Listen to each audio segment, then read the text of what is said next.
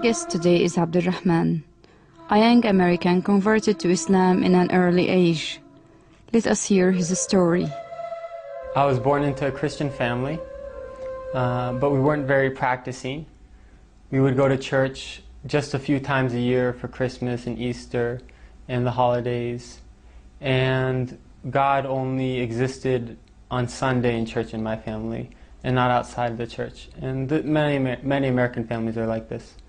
I've always been a very logical thinker, and when I was about 11 or 12 years old and I started thinking for myself, I asked myself, does God exist? And this question I felt was pushed on me by a clash between science and religion, or rationality and religion in America. And I think that tradition goes back to the Christian church in Europe. And there were always issues between the Catholic Church and science and advancement.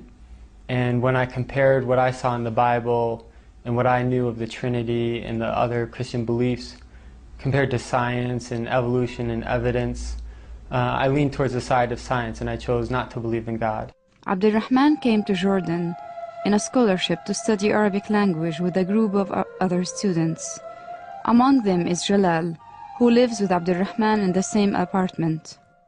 My first exposure to Islam was when my friend in high school became Muslim. And he's also my neighbor, Michael Dan. And when Michael became Muslim, he changed a lot. Before Islam, he was doing a lot of things that were messing his life up, and he was really going down the wrong path. And he became Muslim, and when he was only 15, and he changed, and he left a lot of the things he was doing, he picked up a lot of good habits. And I asked him, what forced you to change? What made you change and become like this? And he explained that he's Muslim now. And at that time, this was before September 11th, people in America really didn't know a lot about Islam, and even today they don't know a lot. And I asked him, what is Islam? Who are Muslims? And he explained to me about Muslims, and I was surprised that Islam is very close to Christianity and Judaism.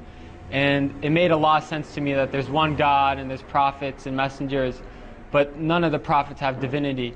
Rather, they're just sent by God and they're humans like us. And I didn't really want to become Muslim at that time, but it just made sense to me logically. After a while, I read a book called The Autobiography of Malcolm X. And in that book, I really appreciated the image that Malcolm X presented of Muslims, and I wanted to become Muslim after that, because I saw in Islam a solution to racism and a lot of other problems in America. But I didn't believe in God. However, I read a passage where Malcolm X said, if you take one step towards God, he takes two towards you. So I left eating pork, and I left some of the things that are prohibited in Islam with the intention that God guide me.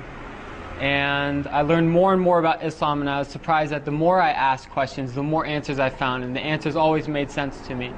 And I read about the miracles of the Quran, scientific miracles of the Quran. And they're many. I got to know Abdulrahman through a program funded by the State Department called the Critical Language Scholarship, in which we spent 2 months studying in an Arabic country, and it happens to be Amman, Jordan this year.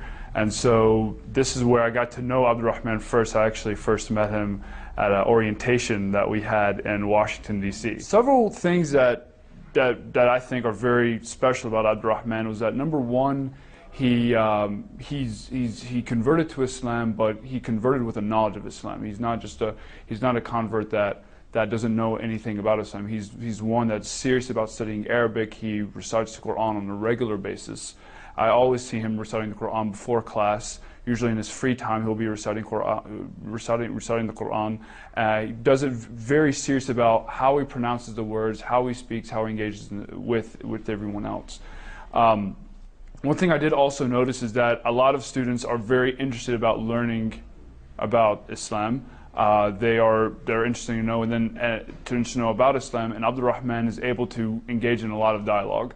And so obviously Islam is a very important issue, especially among American students, and Abdulrahman, more so than I've seen many people, even many Muslims in the States, he's openly willing to engage in conversation. He's open if someone has a question about.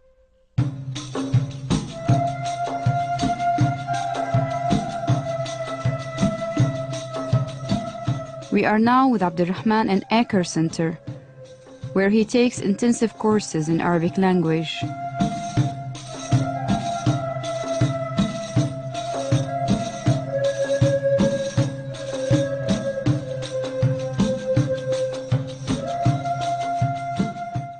I'd like to add that Islam is the most beautiful thing in my life and the source of all goodness. It's a message that every soul finds tranquility with, and a sense of purpose, and fulfillment, and true happiness. And I encourage everyone to take a step towards God, and they'll find that God takes 2 steps towards them. Because this is a light from Allah. And any way you look at the light, it comes out to be true. And so if you ask questions and you prefer to look at it from science, or from your soul, or from people, go whichever way you want, and I'm sure that you will find that this is the message you've always been looking for.